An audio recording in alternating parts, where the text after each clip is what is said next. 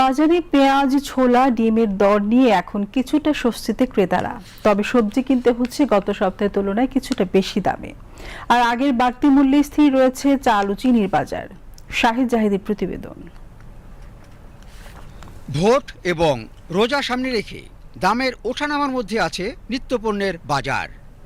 সরবরাহ ভালো থাকায় ডিমের চাহিদা কমেছে, ফলে খুচরা বাজারে কমে এসেছে ডিমের দামও। এই স্বস্তির বিপরীতে চাউল, মাছ এবং মুরগির বাজারে তেমন কোনো পরিবর্তন নেই। সব ধরনের চাউলই কিনতে হচ্ছে বেড়ে যাওয়া দরে, এবং নতুন করে বেড়েছে সরু জাতের চাউলের মূল্য।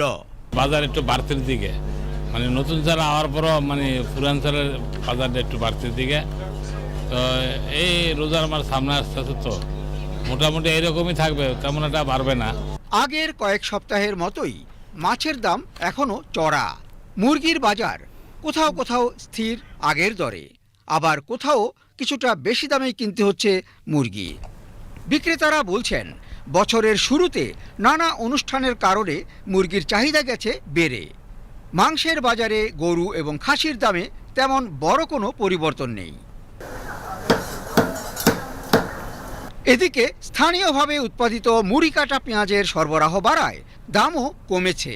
গত সপ্তাহ পেঁয়াজ ছিল ৪৫ টাকা, ৪৫-৫০, এই সপ্তাহ পেঁয়াজ ৪০। বিদ্যমান এই মূল্য সাধারণ মানুষের নাগালের বাইরে।